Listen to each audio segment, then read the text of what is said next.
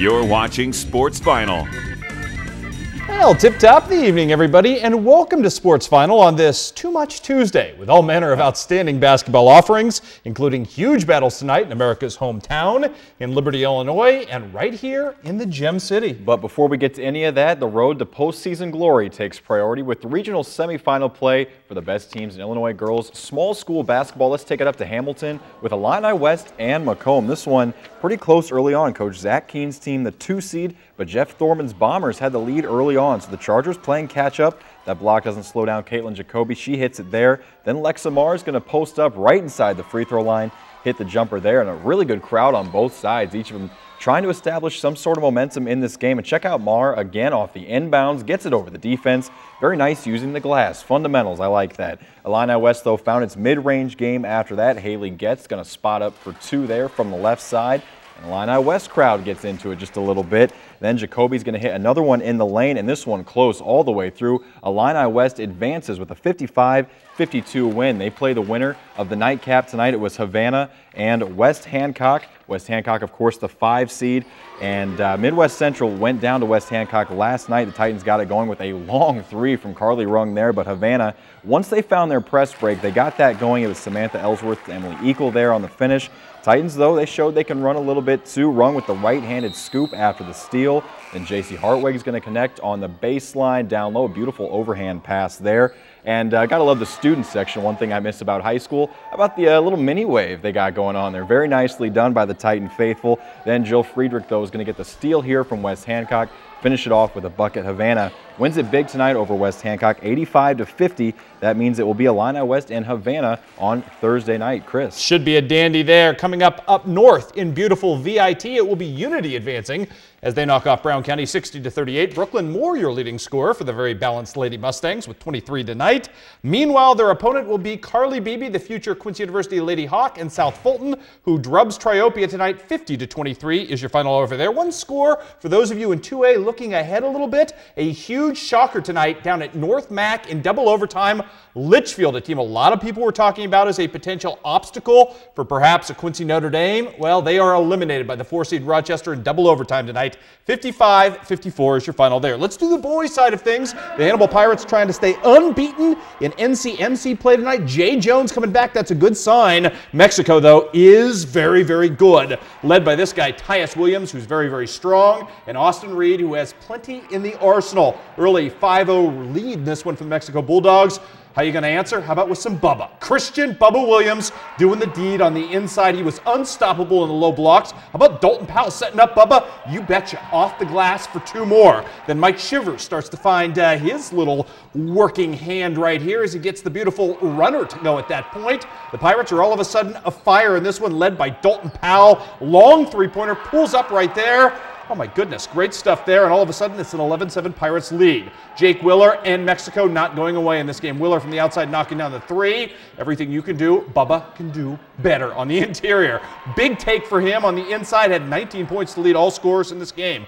Austin Reed, though, about to get sick right here for the Mexico Bulldogs. Little scoop shot, that will go, and he will get the contact. Could not complete the 3-point play, but here come the Pirates answering back. Jay Jones healthy with a 3 right there. And then it would be Praven McBride capping things off. Oh yeah, reason for applause in America's hometown as the Hannibal Pirates get yet another win in conference. 61-54 is the final. Elsewhere tonight in Missouri, dramatic finish tonight in Ewing as Highland knocks off Monroe City on a last-second Brandon Davey bucket. 46-45 your final there. South Shelby too much from Brookfield tonight, winning 64-27 behind 21 from Andre McClure. It was Palmyra getting knocked off at home by Louisiana. Greg Pitzer, huge night for the Bulldogs as they get a quality road win, 60-53. Clark County too much for Mark Twain, winning by 10 tonight. Ellsbury now 20-1 on the season, beating up on Clopton 64-16. Also tonight at the Brashear Tournament, Royce Poor with 29 points, including 6 3-pointers in a win for the Eagles. Quincy Notre Dame at home against Sacred Heart Griffin. Scott Douglas's team down 1 at the end of 3 in the fourth quarter. Very strange 8 minutes. 3 buckets in all for Q&D in this frame, 2 of them by Evan Claney, who kind of gets his team offensively back on track in the first 3 minutes of the frame. Again, it's Claney cleaning up the offensive glass. He will get the putback right here, and all of a sudden, Quincy Notre Dame went from being down 1 to being up 4 at this point. They would augment that lead, would the Raiders. Nick Dietrich, Q&D with just 3 field goals, as I said, right here in the fourth quarter.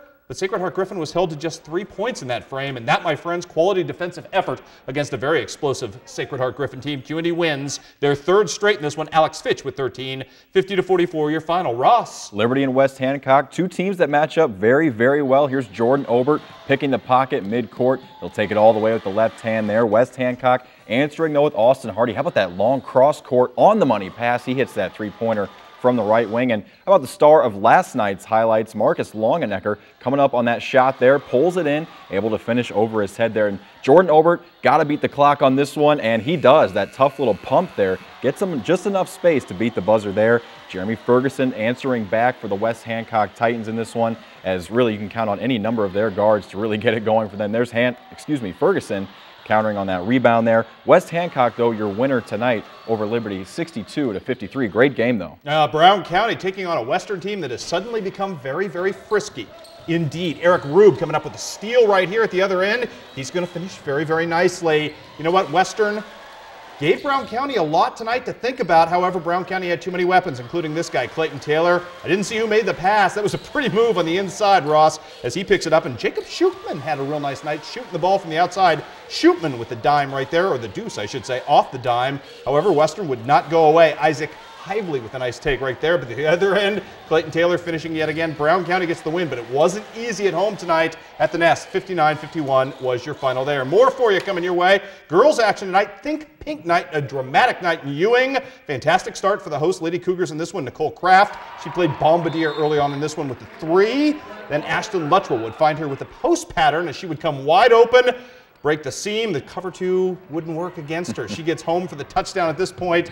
You know what? A great start, as I mentioned in this game, by Highland, augmented a little bit more by Taylor Wiseman. It was a 9-0 run out of the gate for the Highland Lady Cougars in this game, and they would lead 12-2 after 1. But you know what? It would be Leah Albus breaking things up finally in this game for Monroe City, as Monroe City chips its way back slowly in this game, getting the bucket right there to end the run. Then right here would be Miss Sarah Plant for Highland answering. But you know what? Monroe City would just get a nice groove going to start to finish in this game. Leah Elbus again going to knock down the 3-pointer. Then Carly Spalding finds her game as well. Monroe City comes all the way back. Last second bucket by Paige O'Brien. Drama all over the place in Ewing tonight, as O'Brien would hit that and Monroe City would come back and win 42-40 your final. Let's do some scores quickly on the boys side that we missed earlier. Calhoun, too much for Pleasant Hill tonight. West Prairie gets a rare win, knocking off Ridgewood. It was Illini West in a big win and a tough place to play. Camp Point Central 40-24 your final there. Southeastern with a nice win over Rushville Industry. And Iowa Central lead too much